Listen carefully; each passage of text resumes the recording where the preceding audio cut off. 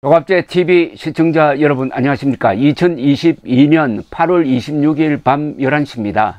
오늘 있었던 법원의 주호영 국민의힘 비상대책위원장 직무정지 결정은 여당에 큰 충격이 되고 있습니다. 대혼란에 빠졌습니다. 그러나 법원의 판결을 투명하게 수용해 가지고 대책을 세운다면은 전화위복이 될 수 있습니다. 어떤 댓글을 보니까 법원이 망해가는 국민의힘을 살렸다고 되어 있습니다.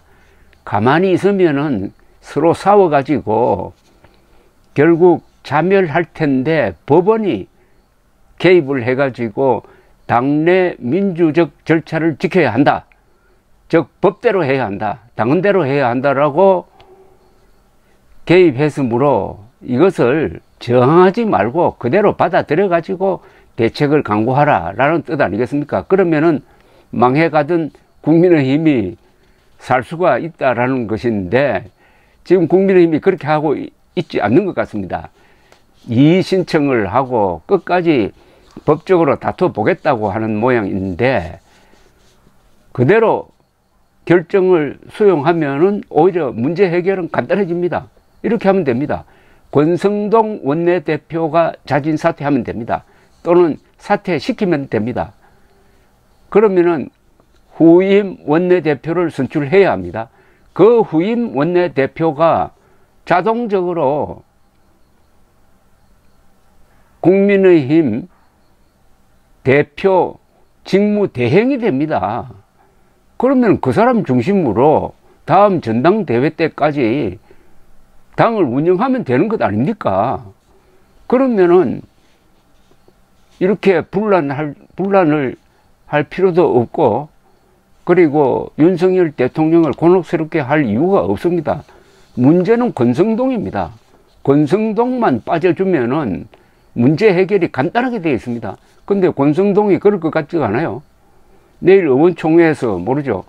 용단을 낼지 모르겠고, 윤석열 대통령이 그만두라고 오늘 밤에 권유할 가능성도 있으니까 이건 좀 유동적입니다. 그러나 그러지 않고 계속 법정 싸움으로 가져가면은 이미 그거는 이겨도 지는 게임 아니겠습니까? 오늘 결정문을 읽어보면은 너무나 논리적이라서 이 신청을 해도 받아들여지기 어려울 거라고 저는 봅니다. 그러면 본안 소송으로 결말을 내는 건데 그 시간이 너무 많이 걸리지 않습니까? 그러면은 여기서 일단 그동안에 진행했던 이준석 몰아내기는 여기서 그만두어야죠. 그리고 이런 사태를 초래한 권성동의 무능을 심판을 해야 됩니다. 정치에서는 나쁜 것보다 더 나쁜 게 무능입니다. 어떻게 이런 무능한 단계를 밟아 가지고 약점 많은 절차를 남겨 가지고 결국 판사들도 이런 결정을 내리지 않을 수 없도록 만들어 준 겁니까? 이런 무능이 어디 있습니까? 더구나 부지런한 바보가 제일 위험하다고 합니다. 아니, 무능하면 가만히 있어야죠. 아니, 무능한 사람이 당 대표 직무대행을 하더니 느닷없이 갑자기 비상상황 하면서 고함을 지르면서 비상대책위원장을 추대한다 하더니 주호영으로 가고, 주호영 씨만 아주 좀 우습게 됐습니다. 무능한 권성동 때문에 주호영도 지금 피해를 보고 있는 것 아닙니까? 그럼 만사 제쳐놓고 이 모든 책임은 권성동이 져야 합니다. 그런데 권성동이 버티고 있는 것은 딱 한 사람 덕분입니다. 즉 친구라고 하는 윤석열 대통령이 권성동을 시켜서 악역을 맡겼는데 어떻게 매정하게 권성동을 내칠 수 있겠느냐 하는 이런 구도 속에서 권성동이 생존하는 것 아닙니까? 자, 그러면 이제 구도가 어떻게 되느냐? 권성동이냐 윤석열이냐 하는 구도가 됩니다. 권성동이 자진 사퇴하지 않으면은 모든 책임은 이제 권성동이 아닌 윤석열로 향해지게 될 것입니다. 결국 윤석열이 권성동을 사고 도는 바람에 분란이 커졌다. 그리고 법원의 심판을 받았다.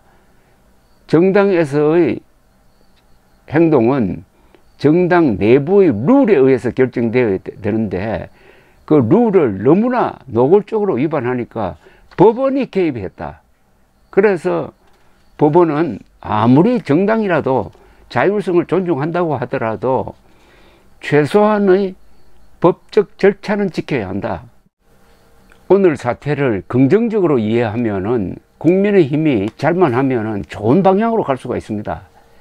한국 정치 사상 처음으로 이준석 대표가 정당 민주주의라는 걸 걸고 승부를 한 겁니다. 이준석 대표가 국민의힘이 비상대책위원회를 출범시키는 걸 보고 할 수 없다.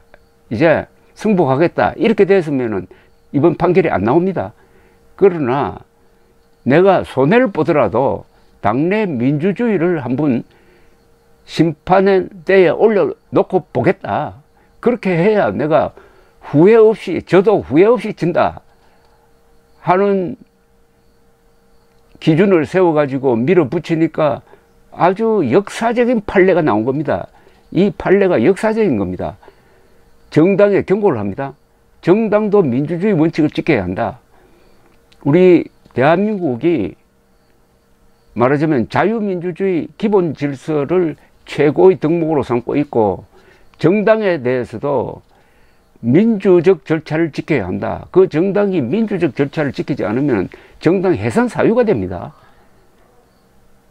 그런데 지금까지 당내 민주주의라는 것은 주로 공천권을 갖고 티각태각하는 더티한 싸움이었는데 이번에 법원이 이 결정을 통해서 당내 민주주의도 가장 중요한 원칙으로서 이것을 만약 어기면은 앞으로 재판을 통해서 정당의 내부에 관여하겠다는 것을 선언하니까 앞으로 정당들이 조심할 거단 말입니다. 이게 좋은 판례입니다. 이 좋은 판례로 남기려면은 국민의힘이 이번 결정을 수용해야 합니다. 오늘 있었던 법원의 가처분 결정에 불복해가지고 이의신청을 하고 항고를 하고 해가지고 국민의힘이 이긴다고 한들 그게 이기는 겁니까? 그게 이기면은 어떻게 생각하겠습니까? 여당이 정권이 압력을 넣어서 법원이 굴복했다 이렇게 나오지 않겠습니까? 깨끗하게 포기하는 게 결국 길게 보면 그게 이기는 겁니다. 국민의힘은 이제 법원에 대한 저항을 포기를 하고 새 출발해야 합니다. 새 출발하는 것도 복잡한 게 아닙니다. 간단합니다. 그게 또 살 길입니다. 권성동 사퇴시키고 새 원내대표 뽑고 그 새 원내대표가 자동적으로 국민의힘 대표 직무대행이 되고 다음 전당대회 때까지 몇 달 동안 이 당을 이끌면 되지 않습니까? 계속 법정 싸움을 해가지고 앞으로 치리하게 내분을 확대시키는 과정에서 국민의힘 윤석열 대통령 지지율이 떨어진다면은 누가 이깁니까? 이렇게 해서 이준석 몰아내는 게 성공한다고 한들 그게 이기는 겁니까? 윤석열이 이준석에게 이기면은 민주당에는 지게 되어 있는 구조입니다. 2016년에 박근혜 대통령이 이한구, 이정현 이런 사람을 앞장서어 가지고 김무성에게 이겼는데 그게 이긴 겁니까? 이기는 순간 당이 분열돼 가지고 탄핵 사태로 이어진 것 아닙니까? 역사의 교훈이 이때 필요한 겁니다. 감사합니다.